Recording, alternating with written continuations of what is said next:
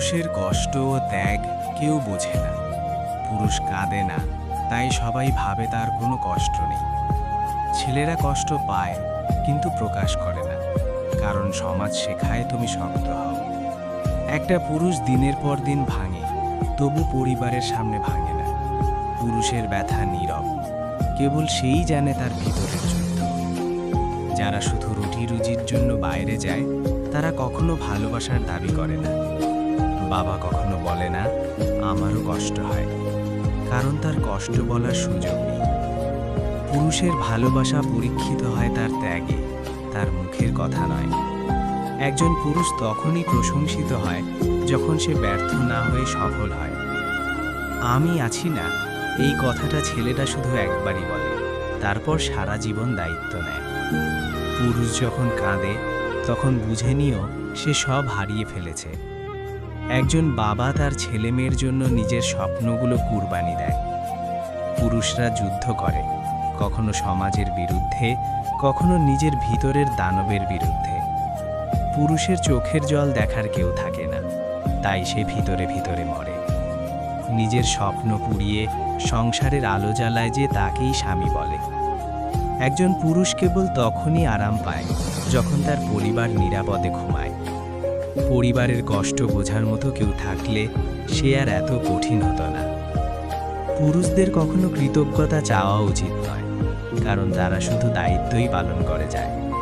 যখন কেউ পাশে থাকে না, তখন পুরুষ নিজেকেই নিজের শক্তি বানায়। তার ভিতরে কত ঝড় চলছে সেটা তার নীরবতাই বলে দেয়।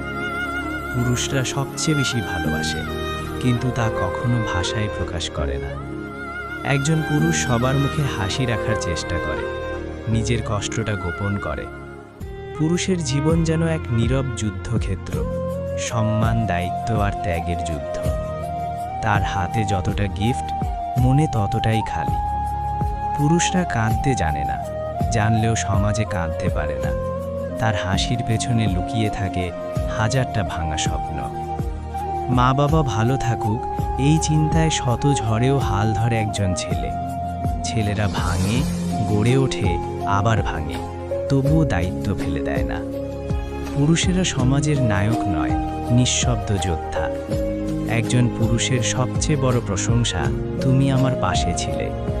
তার জীবন সবার জীবন চালাতে গিয়েই শেষ হয়ে যায়। ছেলেরা ভালোবাসে দায়িত্ব দিয়ে, কথাই নয়।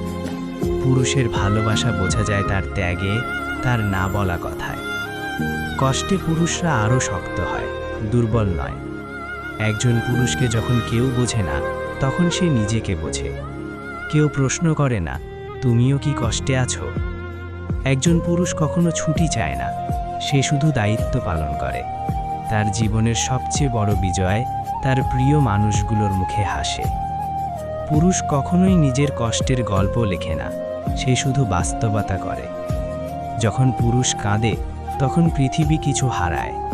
পুরুষের নীরবতা মানেই দুর্বলতা নয়, সেটা আত্মনিয়ন্ত্রণ। সে যত বড় কষ্টেই থাকুক, বলে আমি ঠিক আছি। একজন পুরুষের সবচেয়ে বড় ভয়, সে যদি না পারে তাহলে পরিবারের কি হবে। পুরুষ মানে ভিতরে ভাঙা, বাইরে শক্ত। সে নিজের কথা বলে না, কারণ তার দায়িত্ব পাহাড়ের মতো। পুরুষের কষ্টের দাম নেই, কারণ সে দাবি করে না। তার সকাল শুরু হয় পরিবারের জন্য, রাত শেষ হয় কষ্ট নিয়ে। পুরুষের ত্যাগের গল্প কেউ শোনে না, কেউ জানে না। ছেলেরা মুখে কম, কাজে বেশি ভালোবাসে। পুরুষেরা চুপ থাকে, কারণ চিৎকারের অধিকার তাদের নেই। তার ত্যাগ যদি কেউ নাও বোঝে, তবুও সে ত্যাগ করতেই থাকে। তোমরা কি কখনো একটা পুরুষের চোখে লুকানো কষ্টটা দেখেছ? সে যখন বলে আমি ঠিক আছি, আসলে ঠিক তখনই সে সবচেয়ে বেশি ভেঙে পড়েছে। বাবা নামের একজন মানুষ ছিল আমাদের বাড়িতে। ভোর 5টায় ঘুম থেকে উঠত, নাস্তা না করে বেরিয়ে যেত, আর রাতে ফিরত যখন আমরা সবাই ঘুমিয়ে পড়তাম। আমরা ভাবতাম এই মানুষটা কেমন জানি রোবট, না ক্লান্তি, না বিরক্তি, না কোনো অভিযোগ। কিন্তু একদিন সকালে দরজার কাছে বসে থাকা বাবাকে দেখি, চোখে পানি, চুপচাপ কাঁদছে। আমি ভয়ে কাছে যেতে পারি নাই। সেই দৃশ্য আজও আমার চোখে ভাসে। পরে মা বলেছিল আজ অফিসে তোর বাবার প্রমোশনটা হয়নি, অথচ কতদিন ধরে চেষ্টা করছিল, কিন্তু তবুও তোকে স্কুলে দিতে দেরি করেনি। সে শুধু কাঁধে একা একা। পুরুষ মানে কি সবসময় শক্ত হতে হবে? সে তো নিজের স্বপ্নগুলো কেটে সন্তানদের স্বপ্নের ডানায় রং করে দেয়। সে নিজের শখগুলোকে মাটি চাপা দেয় সংসারের দায়িত্বে।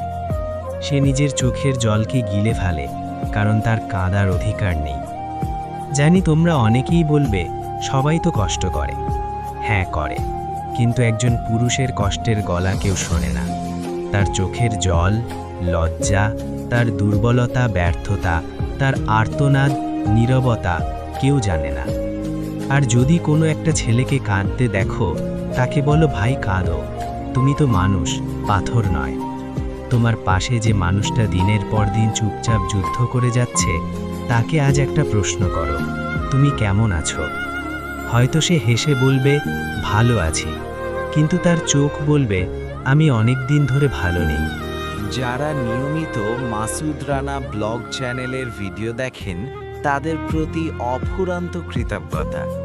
নতুন বন্ধুরা একটু সাবস্ক্রাইব করে নিন প্লিজ। আর হ্যাঁ, ভিডিওটা যদি একটুও ভালো লেগে থাকে, তাহলে শেয়ার করে আরও বেশি মানুষের কাছে পৌঁছে দিন। Love you all.